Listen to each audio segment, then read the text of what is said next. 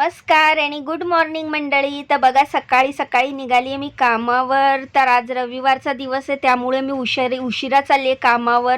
तर पाऊस थोडा उघडला होता तर बरं वाटत होतं वातावरण. आणि पहिल्या घरात एंट्री केल्या मी नाश्त्यासाठी बनवले आहेत हे सँडविच.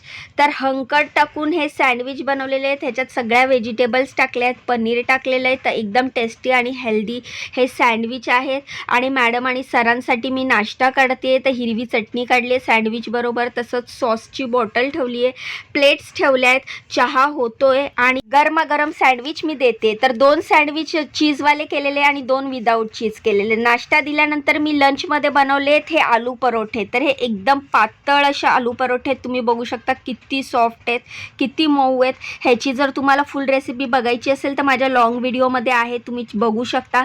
तसंच सँडविचची पण फुल रेसिपी पाहिजे असेल तर ती पण माझ्या लॉंग व्हिडिओमध्ये आहे, तुम्ही बघू शकता. तर आलू परोठे एकदम टेस्टी झालेले, सरांना खूप आवडले. किचन गॅस वगैरे क्लीन केला आणि मी आता चालले दुसऱ्या कामावर.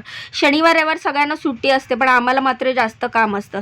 तर दुसऱ्या कामावर चालली आणि 11 इथेच वाजलेत. मला घरी जायला आज 1-1.5 वाजणारच आहेत. दुसऱ्या कामावर आली आहे, तिकडे काय बनवते ते तुम्हाला दाखवते. तर दुसऱ्या कामावर मी बनवली आहे बीन्सची भाजी. मस्तपैकी नारळ म्हणजे ओल्या नारळ, खवलेलं नारळ टाकलेलं आहे. तुम्ही ओलं नारळ किसून पण टाकू शकता, खूप छान लागतं बीन्सच्या भाजीमध्ये.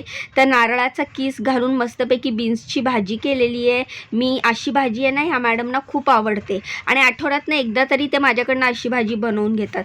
मस्तपैकी सुक्की बीन्सची भाजी केलेली आहे. जास्त पाणी टाकायचं नाही, नुसतं पाण्याचा हापका मारायचा असतो आणि ही भाजी लगेचच शिजून जाते. तर नारळाला पण तर पाणी सुटतं ना, त्यामुळे ती भाजी अजून टेस्टी लागते. त्यानंतर मस्त चपात्या केलेल्या आहेत, फुलके आहेत. हे इथे तेल तूप काहीच लावत नाही मी फुलक्याला.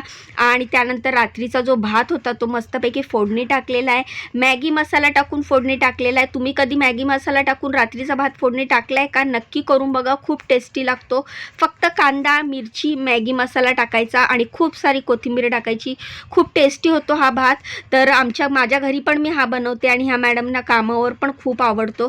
तर कामावर जे पण मी जेवण बनवते, जी पण रेसिपी बनवते ती त्यांच्या टेस्टनुसार त्यांना जशी आवडते तशीच बनवते. तर तुम्हाला माझ्या रेसिपी कशा वाटतात मला कमेंट करून सांगा. सगळं जेवण झाकून ठेवलं आहे, मॅडम बाहेर गेले आहेत आज आणि मी आपलं किचन गॅस क्लीन करून आता घरी चालली आहे. तर पाऊस थोडा उतरला आहे, तुमच्याकडे थांबला आहे का मला नक्की सांगा. माझे व्हिडिओ कसे वाटतात कमेंट करा, मला खूप खूप सपोर्ट करा. यूट्यूबवर सबस्क्राईब करा, व्हिडिओला लाईक करा, इंस्टाग्रामवर फॉलो करा. उद्या भेटूया, बाय.